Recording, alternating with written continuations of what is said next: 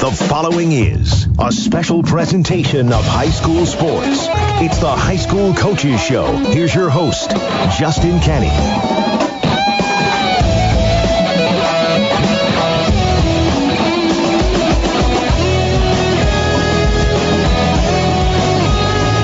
Welcome in, everyone, to the ESPN High School Coaches Show, presented by Crumbach Chevrolet, Week 2 edition of the show. Thanks for joining us.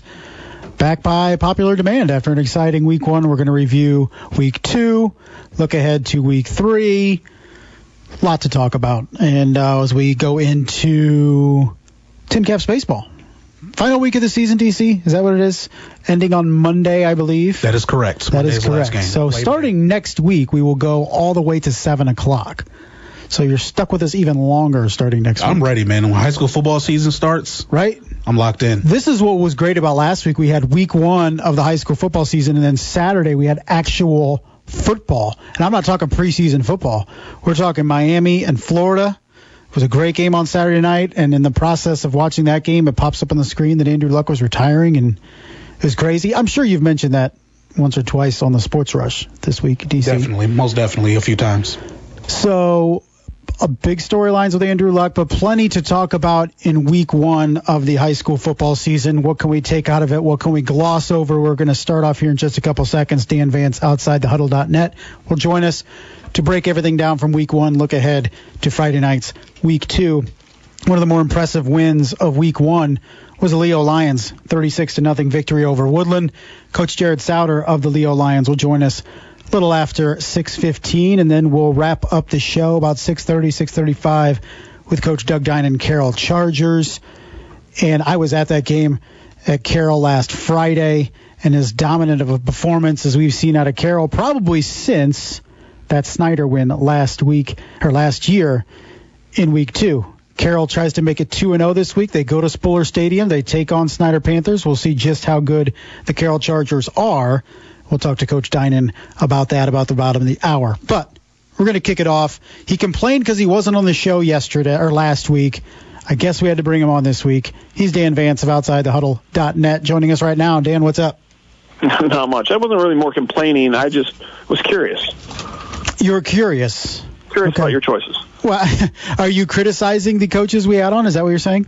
No, I'm just criticizing you and DC a little bit. Well, DC just walked out of the room. Like, he just left.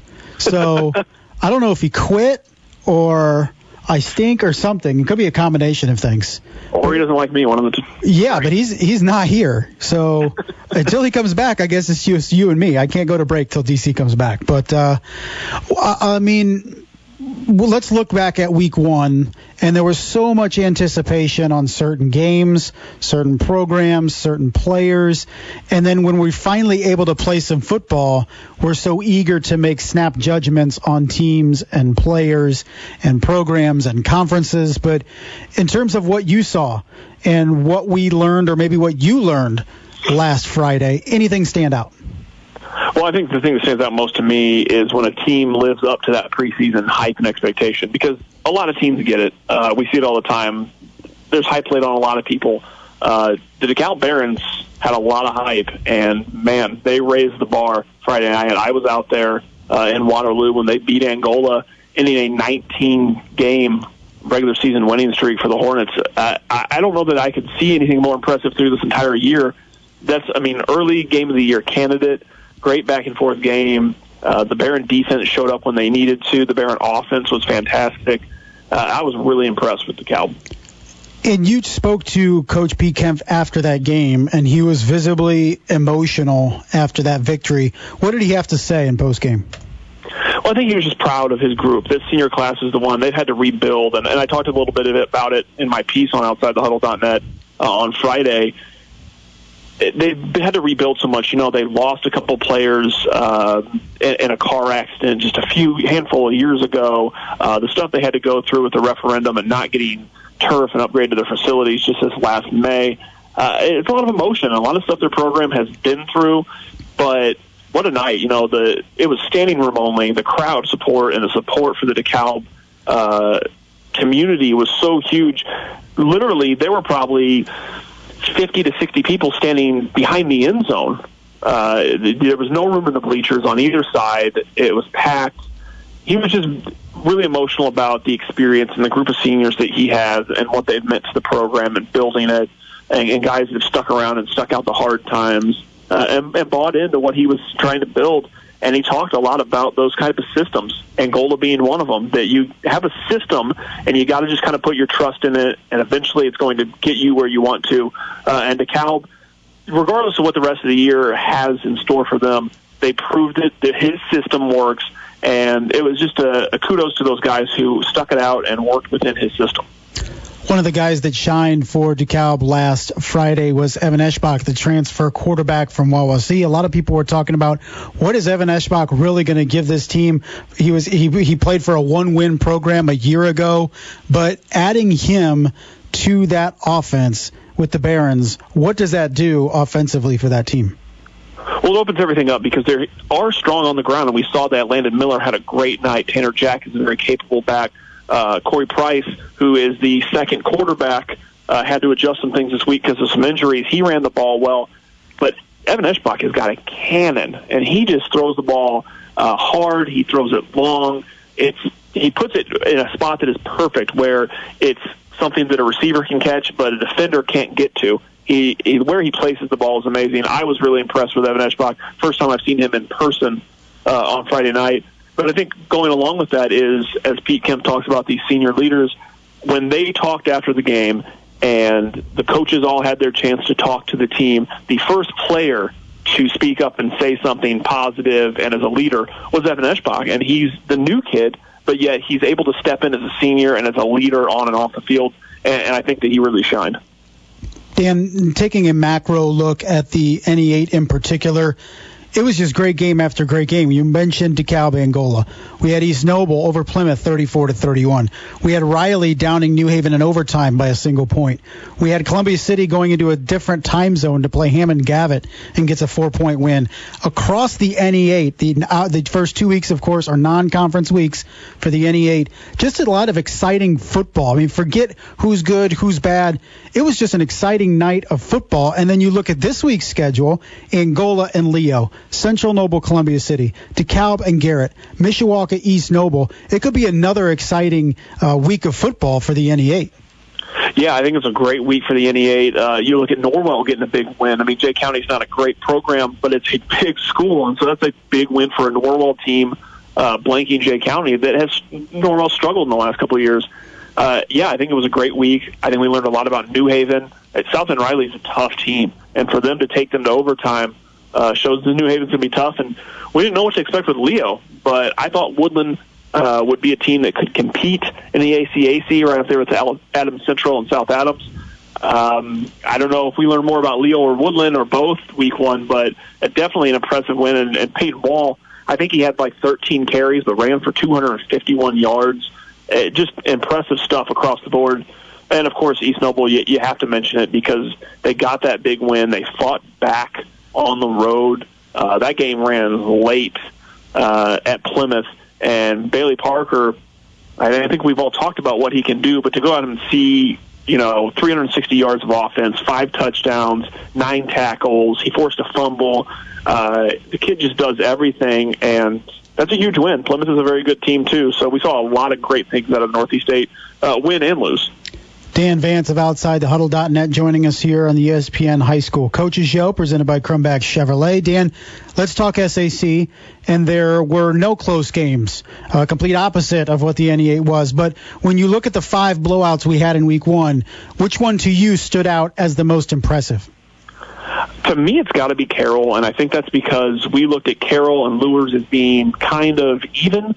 We talked about how the pack in the SAC behind the top 3, behind what we perceive as the top 3 in the preseason, Homestead, Snyder, and Bishop Dwenger, 4 through 9 being pretty close. I think maybe that gap is a little bit different than what we expected, and Carroll's on the upper end of that. I really thought that they would play Lures close. I thought those were 2 teams that were going to be pretty similar. Both lost a lot, but have some skill positions back. I was really impressed what Carroll was able to do in that game, and we kind of got a little taste of what Jeffrey Becker can do, and that maybe he's a little bit more like his brothers being able to do a lot of things. So that game really stood out to me. The other scores don't surprise me. I thought Homestead would have a little more problem with Northrop, maybe not lose the game problem, but I thought Northrop would be able to offer up more, and obviously they have to go back to the drawing board, but really impressed with what Carroll did. Looking ahead to week 2 in the SAC, Dan, Carroll and Snyder, probably the centerpiece on the schedule out at Spuller at 7 o'clock. But another intriguing game for me is Wayne at Bishop Luers, 2 teams that just got absolutely torched in week 1 and want to prove that they're not as bad as they looked last Friday night. Yeah, I agree. Wayne's another one of those teams that's right there that we look at and probably thought was 4, 5, 6, and now we see maybe there's a bigger gap initially than we thought with them as well. That'll be a really fun one and a good chance for Luers to kind of work out the kinks, maybe work out their quarterback situation a little bit more. Christian Fleiss still the same guy. He struggled a lot against Carroll. And Wayne for a chance, to really get going, and Aiden Meek, who's a really strong quarterback, sophomore for Wayne, to get a chance against a defensive line that is not so big. He's going to have a little more time, I think, against Bishop Luers. That'll be an interesting one for both of those teams. You got Dwenger playing their first game on their home turf, which I think is notable in a lot of ways, even if the game won't be. And like you said, yeah, Carroll Snyder will be a lot of fun. Carroll's clearly better than we thought they were in the preseason. Snyder is very, very good, but you throw in the fact that Carroll beat them last year. Shouldn't have beat them last year, but they did. And these Snyder guys got to be ready to defend against that upset, because that upset, you look at it last year, you take that upset away, Snyder's the SAC champions, and outright. Now, you don't want to lose this quick game to Carroll again looking past them. So I think there's a lot of interest and a little bit of a rivalry there with Carroll and Snyder. Dan, looking at the ACAC, we expected South Adams to be the class. They look like it. We expected Adams Central to drop down a little bit, and they sure as heck don't look like they're going to do that. A 40-0 win over Belmont in week 1. Can the Flying Jets challenge South Adams in this conference, or should we step back a little bit and say week 1, let's play a couple more weeks of football before we really figure out the hierarchy in the ACAC? I think we got to take a look at a couple more weeks, because I think that there were surprises, like you said. I don't think South Adams was a surprise dominating Winchester. A question for them is what they look like when James Arnold comes back in week 2. He was cleared to play in week 1, but didn't because that's what they were going to do to Winchester, and everybody knew it.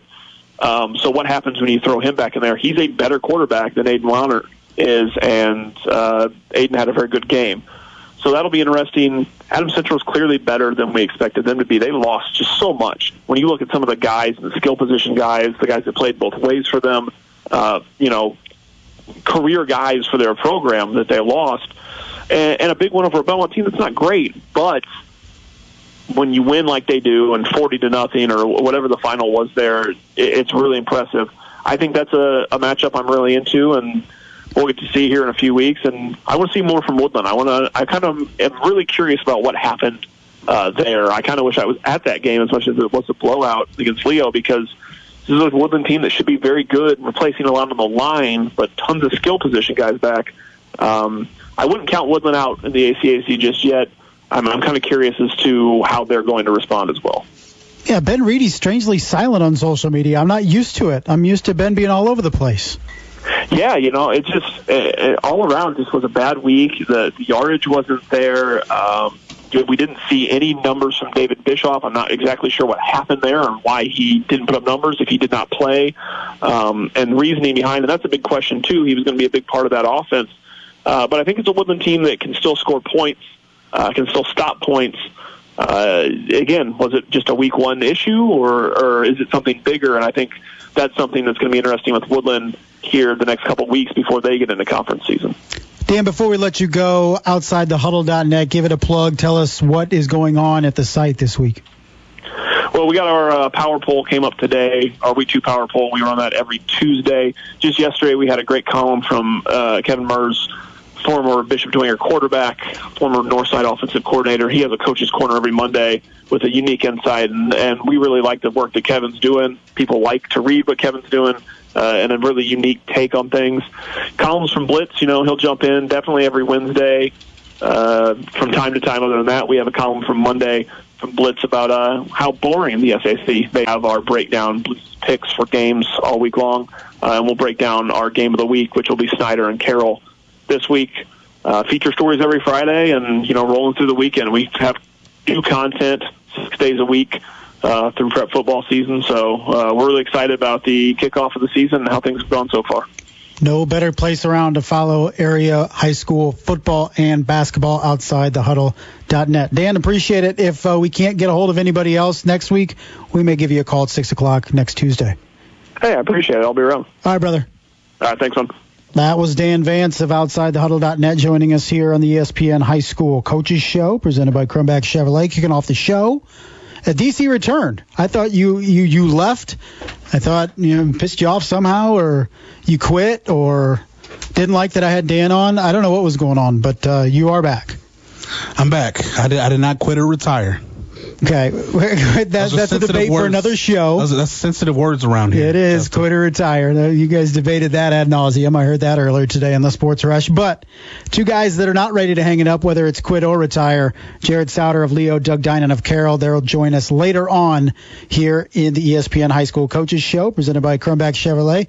He's DC Hendricks. I'm Justin Kenny. You are listening to ESPN Radio 1380 and 100.9 FM.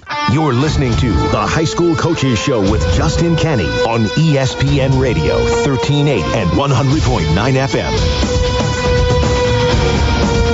Welcome back to the ESPN High School Coaches Show here on ESPN Radio 1380, 100.9 FM, where one of us is eating delicious-looking tacos and the other one is hosting a show. So that's where you went. Get some food and rub it in. Eat it in front of me. They're pretty delicious. They do. Where are they from? They look very tasty. I actually don't know. Whatever. They look pretty good. You got a big thing of queso there? Oh, man. Moving on. I'll get home eventually. Eat some food. Thanks to Dan Vance before the break. OutsideTheHuddle.net joining us. Talk week one. One of the teams we spoke about that was impressive in the opening week of the season were the Leo Lions with a 36-0 victory over Woodland to open the 2019 season. Head coach of the Leo Lions is Jared Sauder. He joins us right now. Coach, how are you? Good, real good. How are you doing? Well, I'd be a lot better if DC would share his tacos, but I don't think that's an option right now here. But Coach, I'm very impressed with what happened last Friday. Not that you won, maybe the amount of points that you won by, 36-0, but take us back to last Friday and how you guys were able to handle biz in Woodburn. Yeah, I just think that, our kids are ready to play, and I thought we executed very well, really in all three phases of the game. Obviously, it wasn't perfect, and we found a lot of things we can improve on, but for week one, we thought our offensive line just did a great job, obviously, with, Peyton Wall gaining 251 yards, and he's an exceptional back, but those guys up front really did a nice job for us, and then defensively, our assignments were strong. We tackled well. We ran to the ball really well. And so I just think overall execution was really good for us. You mentioned Peyton Wall, 250 yards, 4 touchdowns on just 13 carries. What was it? Just massive holes he was able to run through? Was it running away from guys? Was it a combination of everything? What was his night like? I think it was a combination, really. I mean, Peyton's a great athlete. We created some holes for him, but then, he'd make people miss as well, and then hit the jets and was able to outrun people. So, it was just kind of a combination of both O-line play and even receivers blocking on the edge, and just really good execution by our offense. Coach, you graduated A.J. Restivo. He seemed like he was around for about 8 years with Leo. And then you had to replace him, and you had a bit of a quarterback battle. But what made you decide on who you went with, and how did you feel that position played in week one? Yeah, well, we went with both of them in week one. We just rotated series and let both quarterbacks play, and that's kind of where we're at even this week. We think both of them do a really nice job for us, and we're just going to continue to rotate series, and they both have certain strengths. Cam Roach is a pretty good drop back passer, and Jackson Barber is a really good athlete who could run the ball as well. So, we're going to use both of their talents as long as we can, and hopefully they both continue to compete with one another and keep helping the football team. So we're kind of like where we're at, and they both support one another and encourage one another out there. So it's really a good thing for us right now. Yeah, we saw Homestead do that a year ago with Jake Archibald and Luke Goody. Worked out pretty good for them. Other coaches are adamant they'll never go with two quarterbacks. But with you, what's your philosophy? Did you always consider going with two, or was it something where it's like, I can't keep either of these guys off the field? Well, I think for us, it's always been, if it helps your team, let's continue to do it. And that's exactly what we feel right now. Both guys are showing leadership, and both guys have, like I said, talents and strengths that they bring to our team. And, there's not a negative thing really about it for us. And so if we believe it helps the team and, helps us win ball games, we're going to continue to do that. And I don't think there's a philosophy there that we say we got to have one. Several years ago, we did the same thing. I think back in 2009, 2010, we played two quarterbacks as well. So, no, I don't think it's a hard set philosophy that we have to play one quarterback. We're going to do what we need to in order to help our team win. And right now, it's playing both guys. Coach, sometimes one of the most uncertain positions is that offensive line, and it seemed like they shined for you last Friday. Did they exceed your expectations, or did you feel they were ready for a performance like that? Yeah, well, to be honest, we were a little worried about that coming in. We have some young kids who are playing up there. But throughout the summer and then the first 2 weeks of camp, we really like what we saw with them, and so we weren't terribly shocked they played well. But we do have some young kids who are very good linemen, and in particular, junior Ethan Stewart, who played a little bit last year at the end of the year, but came back this year much stronger. Really good lineman. And then we have a sophomore, a big 6'4", 250-pound sophomore, in Landon Livingston, who just had an outstanding game Friday. So those two young guys stepping in with the likes of seniors Tom Bush and Lucas Whitty and Dylan May, they've gelled well as a unit, and they just really played well Friday night. Coach Jared Sauder, Leo Lyons, joining us here in the ESPN High School Coaches Show, presented by Krumback Chevrolet. Coach, you played a team that likes to spread the field. They like to turn the edge. They like to get to the outside, make plays. I feel that the most important unit on a defense at the high school level is that middle unit and linebackers. And guys like G.T. Baker, Michael O'Brien, and Gavin James, I expect they really had to really guard that edge and really seal it off and penetrate and make some plays. And to shut out a team like Woodland, I feel like those guys had to shine for you on Friday. Yeah, you're exactly right. Gavin James just had an outstanding game at outside linebacker. He had 4 tackles for a loss. I think he ended up with maybe 6 total, but he was kind of all over the place. Just an outstanding job. And then Michael O'Brien led the team that night with 8 tackles. So those guys just really did an outstanding job with their assignments and running the ball and making great tackles. So, you're exactly right. Those guys played very well. No rest, Coach. You get to open the season, or the home season, this Friday with Angola, who's I'm sure going to be fired up to try to get a victory after losing at Waterloo last week. What have you seen out of Coach Andy Thomas's team? Well, Coach Thomas does a great job. I mean, Angola's been one of the best programs in Northeast Indiana the past, 2-3 seasons. And, they're a very good football team this year. And as you were talking about Woodland getting the edge and running on the perimeter, they do the same thing. They've got a great receiver / running back, and this Antonio Lubanos, who is just a great talent for them. And, we're going to have to be on our A game on Friday to get a win, and especially defensively. We've got to shut number 1 down for them, because he's a great football player. Coach, what are the keys? What are the keys on Friday? Is it sealing that edge? Is it preventing the big plays? Yeah, defensively, it really is assignment football, because they'll put pressure on the perimeter on you with a lot of jet sweeps and a lot of perimeter plays, but they also run a great option offense where if you mess up on the perimeter, they'll come back and run quarterback at you. And that's what they did last year. They did a great job with that. So we just really have to play assignment football defensively. We have to know what our job is, and everybody's got to be on the same page in terms of their assignments. And then we've got to run, because they have some speed on offense. So we really have to run the ball, tackle well, because they got great players there. Offensively, we've got to play physical. They've got some guys up front for them, and the likes of Kyle Trick, who, a big, solid defensive lineman, some good inside backers. So we're going to have to play physically up front, have a better game than we did last week. with their offensive line to open some space for Payne to make plays. Coach, always a pleasure. Thanks for taking the time for us, and good luck facing the Hornets on Friday. All right, thanks, Justin. That's Coach Jared Sauder. Leo Lions joining us, fresh off a 36-0 victory over the Woodland Warriors last Friday. Maybe one of the more eye-opening scores of Week 1. Not that Leo was expected to lose that game, but it was a 6-0 Leo win over Woodland last year in Week 1. This year it was a 36-0 route. And a Woodland team that last year we felt, man, they're decent up front, but kind of rebuilding in the skill positions. This year it's almost flip-flop. They lost a lot of those guys up front, but you felt, man, they had some athletes on the edge that could really challenge Leo.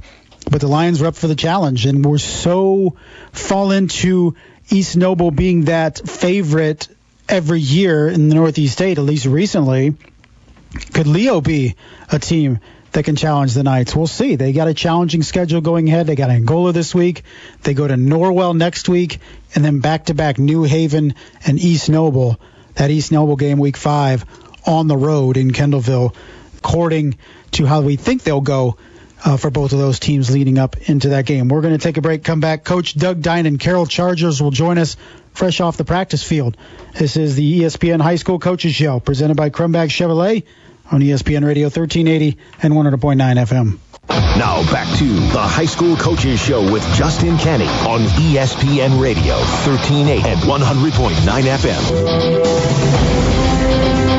Welcome back to a Week 2 edition of the High School Coaches Show, presented by Crumbag Chevrolet here on ESPN Radio 1380, 100.9 FM, where during the break, DC, we had trouble opening a glass bottle of pop, which I don't see very often anymore. And it was not a twist off, it was a fancy one. And DC opened it with his teeth. Legit. Impressive. I was worried about your molars there, but you got it done. He was thirsty, ladies and gentlemen.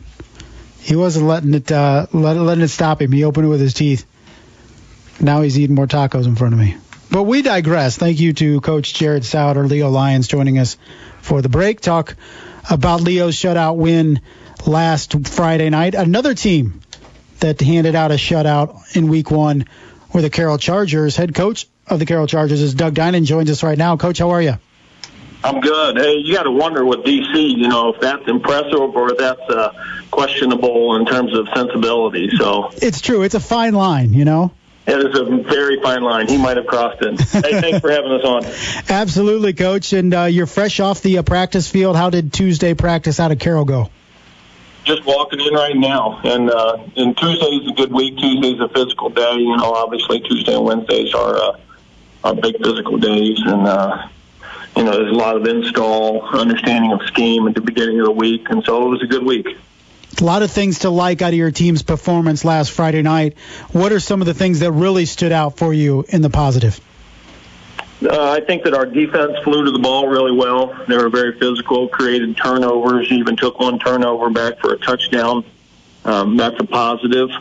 I was very pleased with our offensive, being able to sustain the ball, maintain possession of the ball.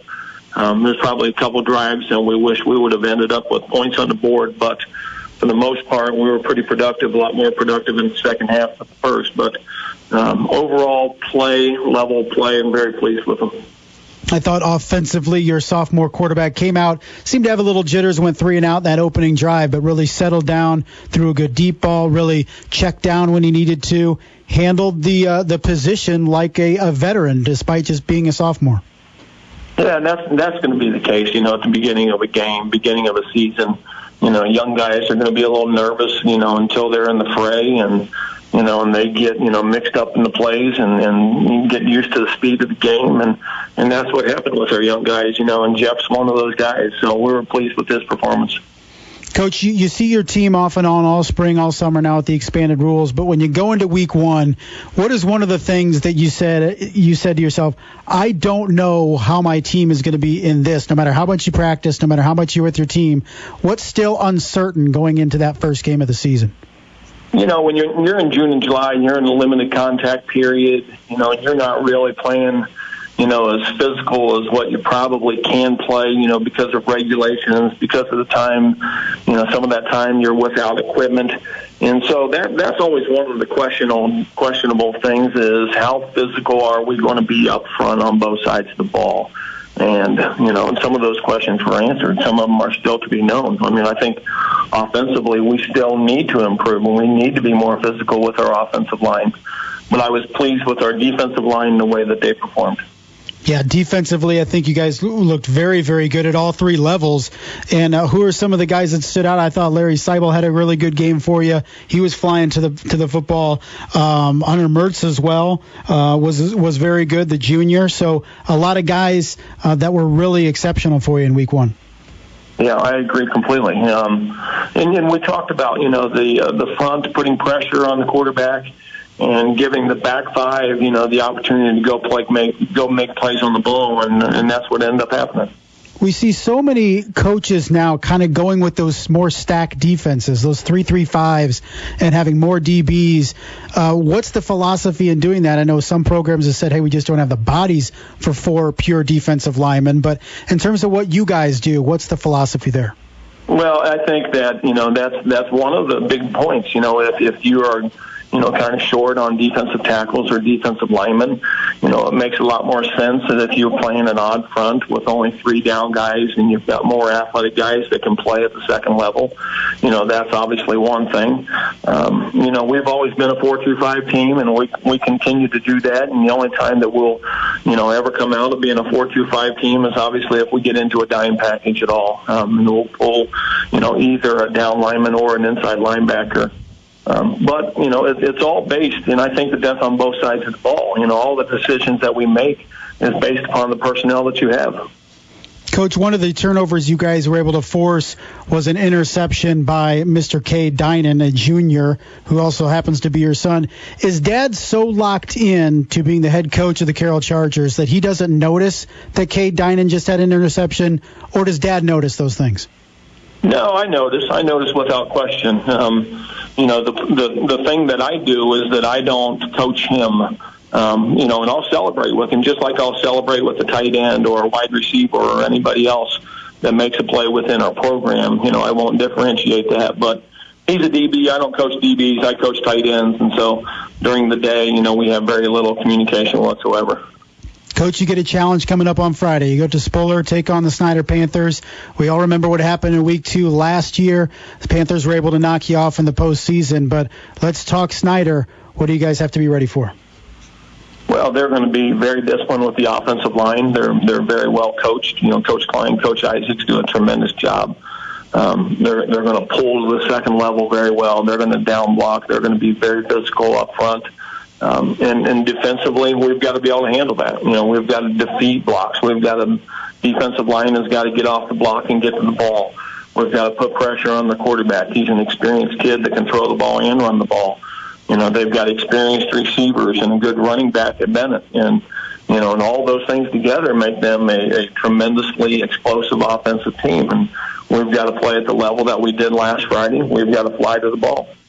On the defensive side, they got guys that can play. They got one of the best defensive linemen in the conference, and we've got to be able to sustain blocks and maintain possession of the football. And if we do those things, we got a chance.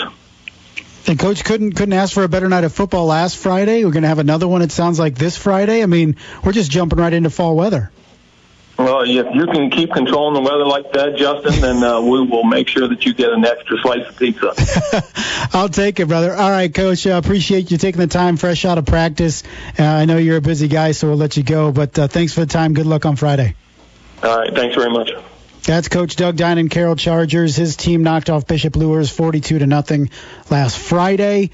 It was a very impressive performance out of Carroll and a very discouraging effort out of Bishop Luers. And I think one of the storylines heading into Week 2 is Carroll that good, or is Bishop Luers that not good in terms of being able to match up with programs like Carroll and Homestead and Snyder, the big boys of the SAC. Even throw DeWinger in there. Look, Bishop Luers is very thin at certain positions, and they had some key injuries before Friday and during Friday's game. So some things, kind of snowballed for them. They were only down 14-0 at halftime, but it really got away. 42-0 was the final for Carroll. They actually had 2 touchdowns called back in that game, so it could have been worse. But that's going to do it. We'll find a lot about Carroll Chargers coming up on Friday night. That's exactly where Brett Rump and Shannon Griffith will be coming up on Friday for the ESPN Game of the Week. That's going to do it for us. Doug, thank you to Doug Dinan, Jared Sauder, and Dan Vance outside the huddle.net joining us. The tacos are gone. I'm not getting anything, folks. But for DC Hendricks, I'm Justin Kenny. We'll be back here next Tuesday, 6 o'clock. You've been listening to the High School Coaches Show, presented by Crumback Chevrolet on ESPN Radio 1380 and 100.9 FM.